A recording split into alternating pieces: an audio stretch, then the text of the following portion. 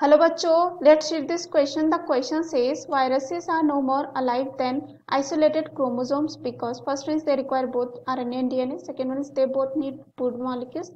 Third one is they both require oxygen for respiration. Last one is both require the environment of a cell to replicate. तो इस question में पूछा गया है कि जो वायरसेस होते हैं are no more alive than isolated chromosome because ये क्यों होता है हमें बताना है। तो आइए देखते हैं इस क्वेश्चन का आंसर क्या होगा। सबसे पहले जो है इस क्वेश्चन में हम बात करते हैं कि कॉन्सेप्ट की। ये कॉन्सेप्ट में हम देखेंगे कि viruses are no more alive. ऐसा क्यों होता है? क्योंकि यहाँ पे ये देखा जाता है कि वायरसेस जो हैं are not consider alive because they lack, इनके पास क्या नहीं होता है, मेनी प्रॉपर्टीज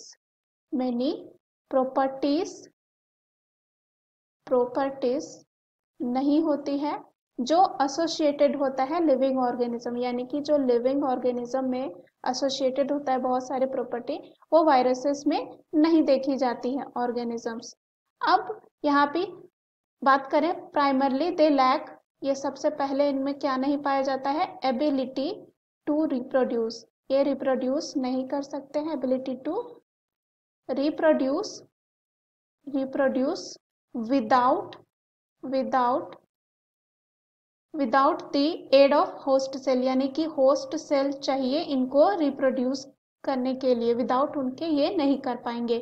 दूसरा ये क्या होते हैं, ये ऑब्लिगेट जो है पैरासाइट होते हैं। क्या होते हैं ये? ऑब्लिगेट पैरा जो है यहाँ पे पैरासाइट्स होते हैं। दैट इज दे लैक जो मेटाबॉलिक मशीनरी होता है, मशीनरी जो है इनमें क्या होता है, नहीं होता है, एब्सेंट होता है, या कह सकते हैं लैक करते हैं। उसके बाद यहाँ पे they lack metabolic machinery of their own to generate energy और to synthesise protein.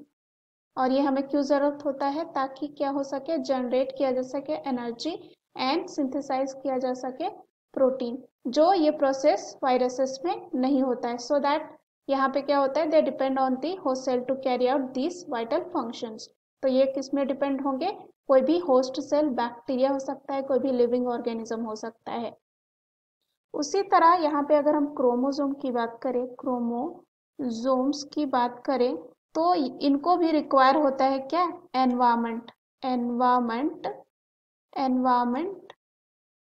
Of a cell. किसका? एनवायरमेंट ऑफ ए सेल, ताकि ये क्या कर सके, रेप्लिकेट कर सके। अगर एनवायरमेंट ऑफ सेल यहाँ पे मिल जाएगा तो ये क्या कर सकते हैं, रेप्लिकेट कर सकते हैं, अपनी कॉपी बना सकते हैं।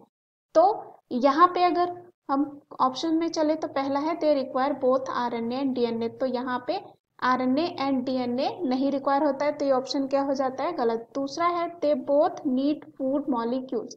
ये इनको क्रोमोसोम या वायरस की बात करें, इनको नीड नहीं होता है फूड मॉलिक्यूल्स की, तो ये भी गलत होगा। तीसरा they both require oxygen for respiration. तो यहाँ पे अगेन ये गलत होगा क्योंकि दोनों को जो है रिक्वायर नहीं होता ऑक्सीजन फॉर रेस्पिरेशन। लास्ट दे रखा है both require the environment of a cell to replicate. तो यहाँ पे क्वेश्चन का आंसर हो जाएगा, क्योंकि वायरस एंड क्रोमोसोम की बात करें दोनों को रिक्वायर होता है एक एनवायरमेंट की, ताकि वहां पे क्या कर सके, रेप्लिकेट कर सके। So the right answer of this question is option D. Hope you understood it well. Best of luck.